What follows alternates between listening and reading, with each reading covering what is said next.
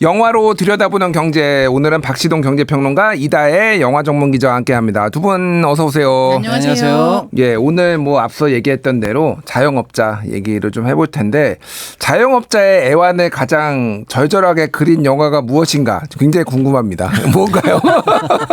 이다혜 기자님 뭐예요?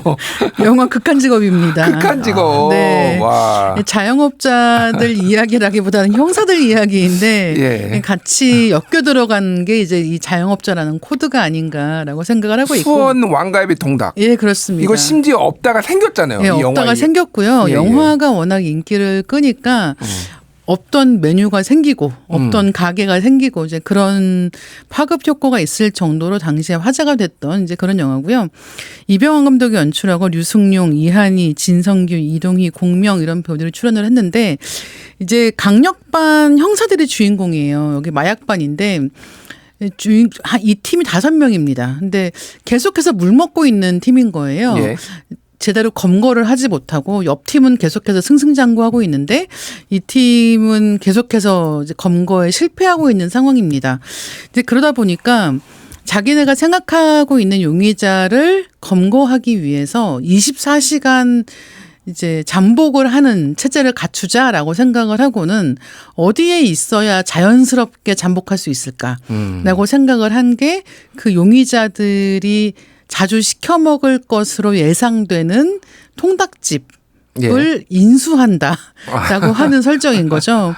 네, 그래서 굉장히 엉뚱한 이야기예요. 이 형사들이 사실은 무슨 요리를 할 줄 아는 것도 아닌 상황에서 통닭집을 인수를 하고 심지어 그 통닭집을 인수하는 자본이 되는 게 이 팀 반장의 퇴직금입니다. 퇴직금. 네, 퇴직금을 사전 정산을 받아서 이제 그걸로 창업을 하게 되는데 그 창업을 한 다음에 뜻밖에도 잘 되는 거죠. 예. 이제 그 팀원 중에 한 명이 자기네 집에서 이제 사용했던 그 갈비 소스를 가지고 통닭에 묻혀서 양념 통닭을 만드는데 이제 그게 대히트를 하면서 이게 왜 잘 되고 그래 이런 식으로 이제 극 중에서 굉장히 당황하기도 하고 본업을 할 시간이 없을 정도로 영업이 너무 잘 돼서 맞아요. 예, 매출을 올리는데 굉장히 집중하고 있는 모습들이 나오잖아요. 네, 예. 그게 이제 이 영화에서 가장 재밌고 웃긴 부분이 아닌가 생각을 하는데 영화 보시면 이 영화가 초반 중반에는 굉장히 웃기고요. 예. 중반부엔 약간 늘어져요.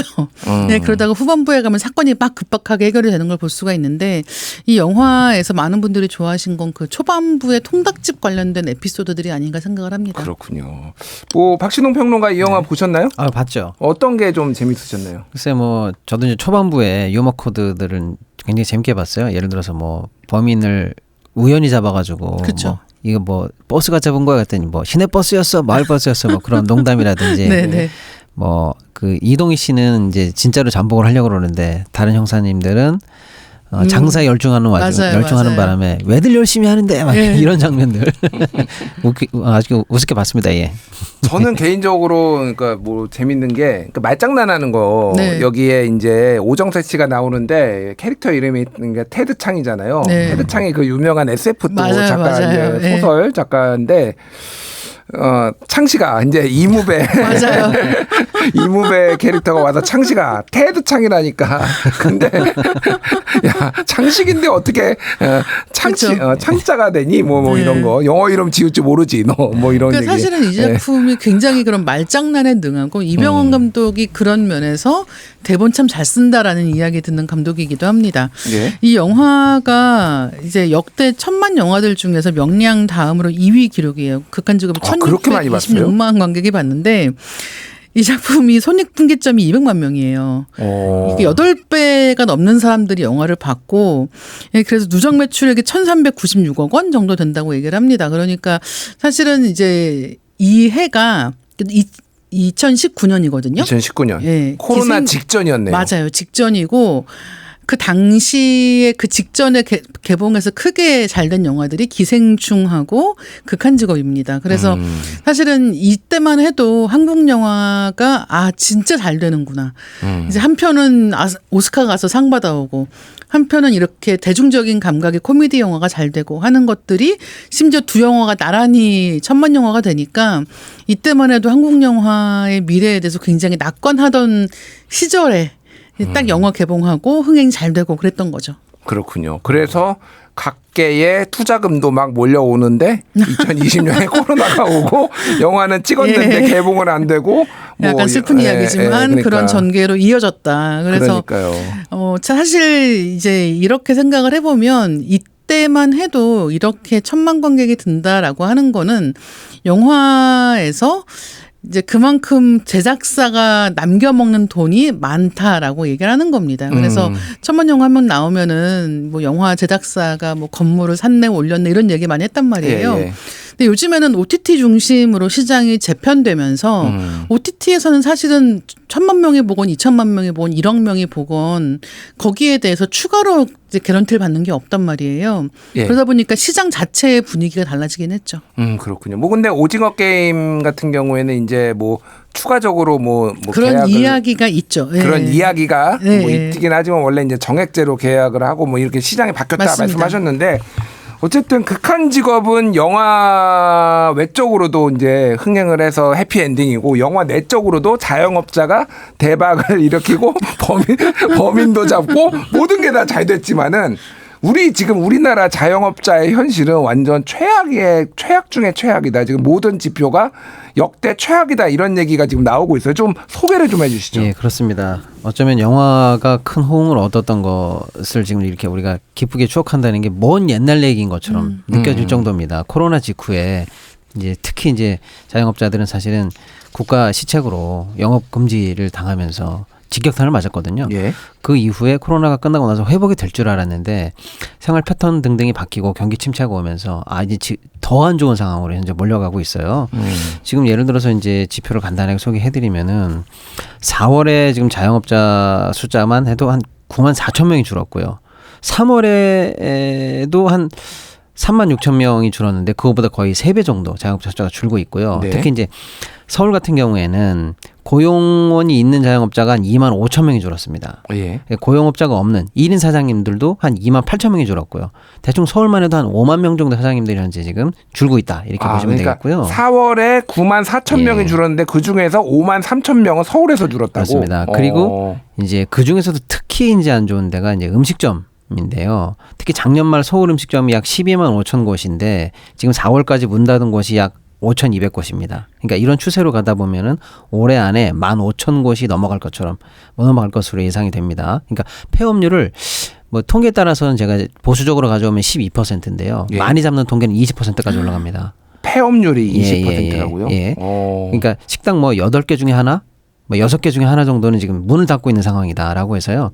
서울에서 가장 좋은 상권이라고 얘기하고 있는 뭐 홍대, 연남동, 강남, 또 건대 뭐 이런 곳을 어딜 가보시더라도 요즘 공시를 많이 볼 수가 있습니다. 근데 진짜 공실이 예. 많아져서 예. 요즘에는 지금 말씀하신 이른바 번화가라고 하는 곳들도 공실이 많은 게 그냥 네. 공실이 많으면 눈에 안 띄는데 1층 공실이 많아요. 예. 예, 그러니까 가장 목이 좋은 곳에 있는 가게들이 나가지 않고 있다라는 실감이 나고 보통은 이제 이 가게들이 나가면 바로바로 그 다음 가게들이 들어오니까 예. 그게 그 동네 분위기를 바꾸는데 일조하기도 했는데 요즘에는 그런 모습을 보기가 정말 어렵습니다. 그렇죠. 그런데 이제 막상 뭐 맛집이라고 가보면은 또 줄 서야 돼요. 잘 되는 데는 또 잘 되고 안 되는 데는 안 되고 지금 이 빈익빈 부익부가 굉장히 이제 심해지는 것 같은데 저도 이제 뭐 저는 사실 점심 시간에 밥을 거의 못 먹습니다. 방송이 있어가지고 점심 시간에 매일 그렇긴 하지만은 가끔 가다가 이제 가보면은 식당치고 무슨 어디에서 프로그램에서 소개했다 뭐 이런 거가 없는 데가 없어요. 맞아요. 근데 이게 다 돈으로 또 막 하는 거 예전에 트루먼 쇼인가 뭐 그런 다큐멘터리 맞아요. 영화도 있었고 막 네. 고발도 많이 했잖아요. 그런 게 근데 실제 좀 효과가 있나요? 그러면? 효과가 있다라고 주장을 하는 게 이제 그렇게 프로그램에 출연시켜 줄 테니까 돈을 내라라고 하는 쪽의 입장인 것 같아요. 근데 영화 극한 직업 속에도 이제 그런 게 나옵니다. 이제 이 집이 잘 되니까 통닭집이 잘 되니까 우리 방송에 한번 나와라라는 식으로 이야기를 하는데 예. 여기서는 유명해질 생각이 있는 게 아니니까 한사코 거절하는 거예요. 근데 그렇게 하니까 안 된다고 하니까 이제 해코지를 하는 오히려 부정적인 내용의 방송을 내보내는 이제 그런 식의 에피소드들이 있는데 사실은 이제 그런 맛집이라고 하는 게 요즘에 보면은 어디가 맛집인가에 대해서 진짜 얘기들 많거든요. 예. 그러니까 맛집을 검색하는 법부터 시작해서 옛날에는 무슨 어디 동네 이름 치고 거기에 끝에다 오빠랑 붙여서 이제 데이트 많이 하러 가는 맛집들 찾는다는 얘기를 했었는데 맞아요. 예. 예, 요즘에는 이제 그것도 안 된다라고. 왜냐하면 계속 그 광고 마케팅에 오염되기 때문에 그렇습니다. 근데 어쨌든 간에 이제 이런 어디가 맛집인가를 두고 방송국에서 소개하는 집들이 괜찮은 거 아니야?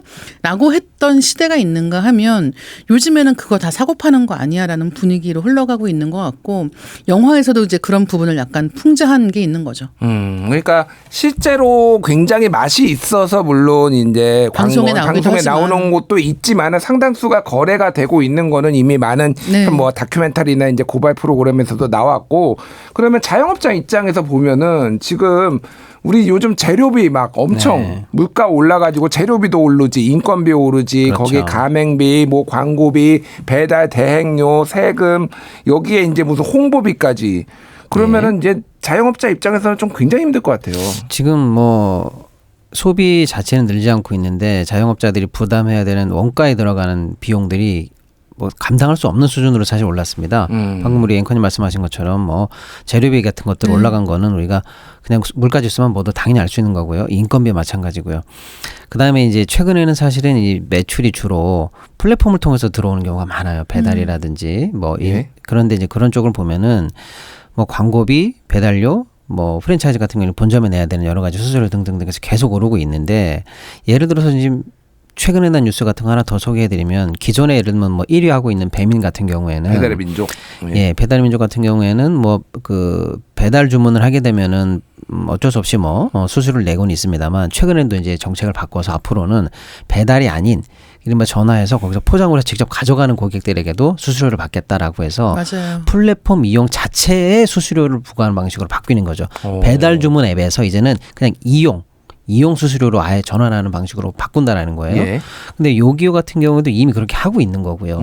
다른 업체들도 이제 후발적으로 기간을 조금 두긴 합니다만은 7월 이후에는 순차적으로 할 것 같아요. 즉 자영업자분들이 내야 되는 모든 원가 개념에서 현재 누수 없이 전부 다 올라가고 있고 부담이 점점 더 커지는 상황으로 가고 있는데 이런 부담뿐만 아니라 사실은 이제 고금리 상황을 현재 지금 우리가 지나가고 있는데 몇 년째. 그렇죠. 그래서 이제 이자 부담이라든지 금융 비용 부담이 또 막대하게 현재 늘어나고 있어요. 특히 이제 전체적으로 수치를 보니까 3월 말 기준으로 자영업자의 총 대출이 1,100조가 넘습니다. 1,100조. 예. 그리고 이 중에서도 이제 3개월 이상 연체된 자영업자 대출만 해도 31조가 넘어서 2019년에 비해서 2배 이상.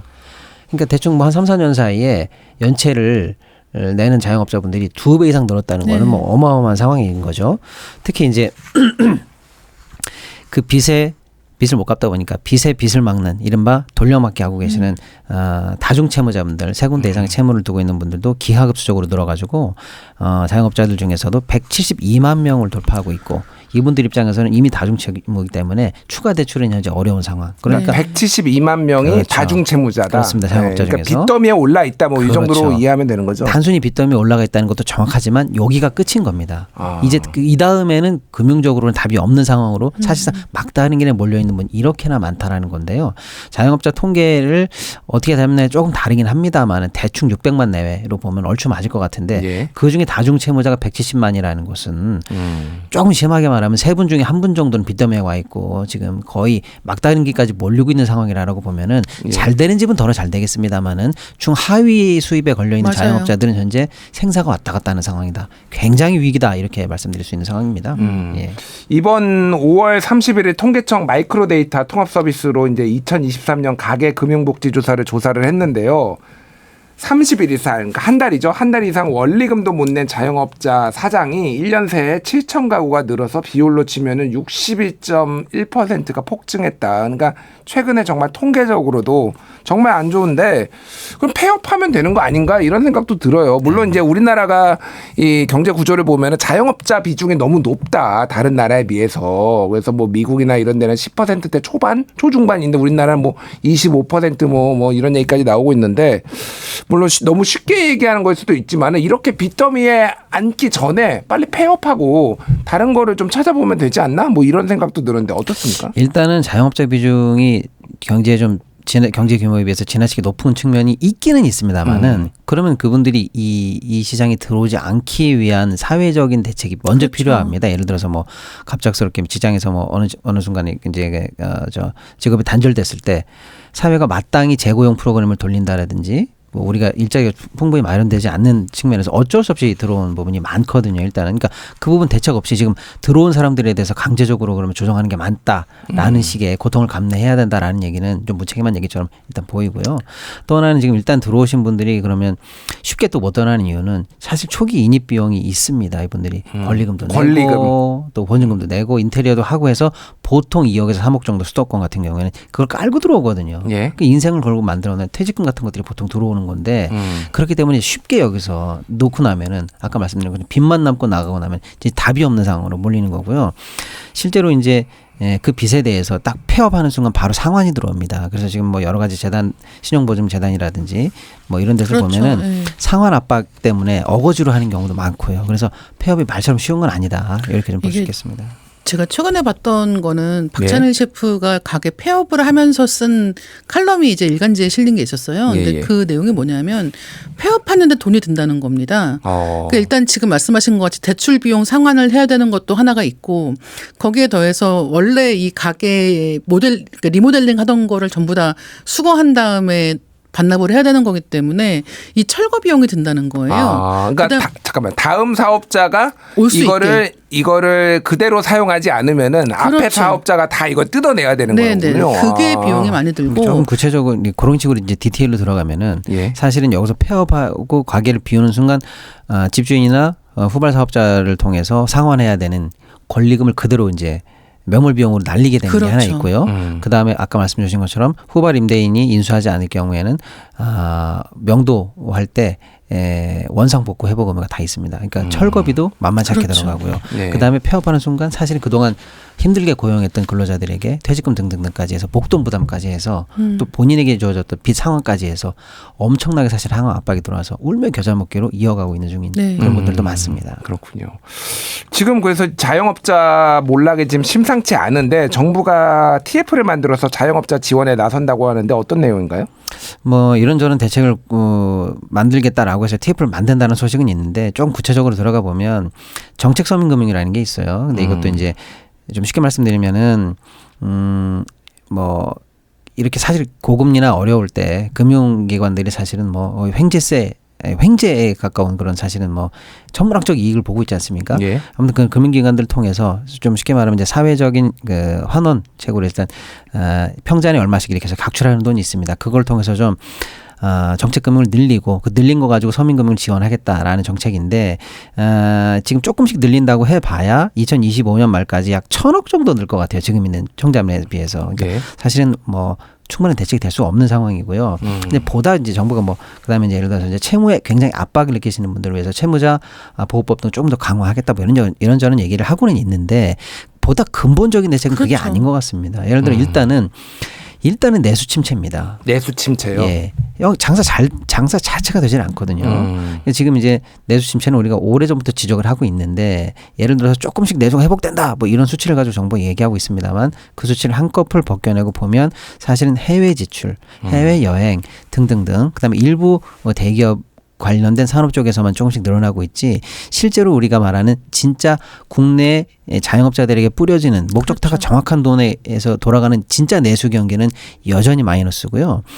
극단적으로 사실은 이 내수가 현재 경기에서 산업 생산 유발 효과로 미치는 게 사실은 지난 연말에 0%대를 찍은 적도 있습니다. 마이너스는 뭐 말할 것도 없고 그러니까 실질적으로 내수가 현재 우리 산업에서 0이다. 늘어나지 않고 있다 이렇게 보시면 되는데 경제 성장에 이제 미치는 영향이 수출도 있고 그렇습니다. 내수도 있는데 수출은 어느 정도 뭐 조금 회복이 되고 있는데 내수는 굉장히 바닥을 치고 있다 이런 거죠. 그러니까 이제 이런 상황을 놓고 보면 근본적으로 자영업자들에게 뭐 빚 조금 어떻게 탕감해 줄게 이런 문제로는 답이 없고 근본적으로 내수 자체로 돈이 몰리게 해서 어느 정도 내수가 돌 수 있는 촉발 효과를 정부가 내줘야 되는데 그게 뭐냐라고 봤을 때 예. 사실은 재정입니다. 재정이 마중물이 돼서 경기가 경기에 쏴줘야 되는데 지금 정부가 계속 긴축 정책을 유지하면서 내수 관련해서는 뭐 포퓰리즘이다 이런 식으로 해가지고 추경도 없다라고 해서 정책 국가 예산 자체를 줄여가고 있는 상황이거든요. 실질적으로는요. 그러니까 이제 돈이 돌 가능성이 좀 없는 마중물이 없는 상황이다라고 일단 하나 볼 게 있는 거고요. 또 하나는 야당 일각에서 이제 민주당에서 주장하고 있는 게 뭐냐면 결국 민생 회복 지원금이라도 해서 1인당 뭐 25만 원에서 35만 원 차등 지원하겠다. 심지어는 이제 공평 지원에서 이제 차등까지도 양보하겠다. 일단은 좀 내수에 마중물이라도 쏘자라고 얘기하는데 그런 정책이 실제 자영업자들에게 굉장히 갈급한 상황입니다. 그러니까 민생 회복 지원금을 통해서 내수의 소비로 바로 이어지게 할 수 있게 한다든지 또 지역 화폐를 더 육성한다든지 해서 내수 자체를 돌리는 긴급한 정책이 좀 근본적으로 필요한 타이밍이다 이렇게 좀 생각이 듭니다. 긴급한 정책이 필요하다. 특히 이제 지난해 원래 정부가 중앙 정부가 지방 정부에 내려줘야 되는 지방 교부금이라는 게 있는데 이거를 29조 원 정도 가까이를 일방적으로 조금 지급을 안 해가지고 이게 위법이다. 그거 지급을 안 하려면 그것도 추경을 해야 되는데 좀 위법이다 논란도 있는데 어쨌든 통화량 자체가 조금 줄어들고 이런 게 좀 내수에 영향을 주고 있다 이렇게 보면 되는 거죠. 그럼요. 예. 이다희 기자님은 영화 쪽도 지금 굉장히 많이 침체돼 있죠. 이게 영화와 관련돼서도 여기에와 관련된 뭐 자영업자들도 상당히 많잖아요. 그러니까 많이 있고요. 그러니까 지금 영화 출판 이런 문화 예술 쪽에서는 전반적으로 산업 침체가 굉장히 심각한 상황이고 사실 아까 말씀해 주신 부분하고 다 겹치는 거거든요. 그러니까 사람들이 돈 쓸 여유가 없기 때문에 먹지도 않는데 하물며 영화를 보거나 책을 사거나 하는 건 더더욱 어려운 상황인 거예요. 그러다 보니까 아까 이제 말씀해 주셨던 이제 이 경기 침체가 코로나 때 심각했기 때문에 코로나 끝나고 나면 좀 나아지겠지라고 생각했던 게 아니었다라는 게 밝혀졌지 않습니까? 근데 더 재밌는 거는 당시에 이제 코로나 때 그런 각종 지원금 같은 게 있었잖아요. 그래서 그런 게 돈이 한번 돌고 나면 동네 가게 무슨 정육점부터 시작해서 안경 가게부터 시작해서 어느 정도 매출이 올라갔다는 거예요. 그게 이제 내수 진작을 할 수 있는 그런 효과가 아니었을까 생각이 드는데. 재난지원금 말씀하시는 거죠? 예, 맞습니다. 그러니까 재난지원금이 특정 기간 안에 뭐 지역 화폐나 어떤 소상공인 이쪽에서만 쓸 수 있게 하니 그쪽에 가서 소비를 해서 이제 내수 진작이 됐다. 실제로 그때보다 못하다라는 이야기가 나오는 것들 중에 하나가 이제 그런 돈이 완전히 마른 거 아니냐라는 실감이 있는 거예요. 그래서 영화 쪽도 마찬가지고 뭐 출판 쪽도 마찬가지고 지금 문화예술 전반에 걸쳐서 위기감이 팽배해 있는 상황입니다. 알겠습니다. 시간이 많지 않은데 마지막으로 한 말씀씩 좀 어떻게 하면 좋을지 의견 듣고 끝내겠습니다.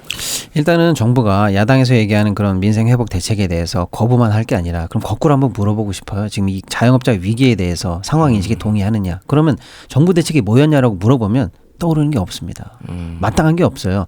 야당 대책에 반대만 할 게 아니라 정말로 반대한다면 더 생산적이면서도 긴급하게 효과가 있을 만한 그런 대책을 정부도 좀 내놓고 해서 지금 현재는 자영업의 긴급한 위기를 꼭 타개해야 되는 상황이다. 이렇게 좀 말씀을 좀 드리고 싶네요. 긴급하게 타개를 해야 된다. 이다희 기자님.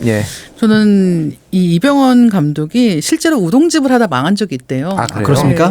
극한 직업의 감독. 네, 맞습니다. 그래서 실제로 자기가 소상공인 출신이라는 거죠. 그래서 영화 대사 중에 뭐가 있냐면 소상공인을 모르나 본데 우린 다 목숨 걸고 해라는 대사가 있는 거예요. 그러니까 사실은 이게 그 퇴직금 같은 돈을 귀한 돈으로 창업을 하는 사람들의 마음이 아닐까 생각을 하게 되고 사실은 이것을 개인의 노력만으로 이 모든 문제를 타개하라라고 할 수 없는 상황까지 왔다. 알겠습니다. 정부의 역할이 필요하다 이렇게 말씀하셨습니다. 지금까지 박시동 경제평론가 이다혜 영화전문기자와 함께했습니다. 두 분 감사합니다. 네, 감사합니다.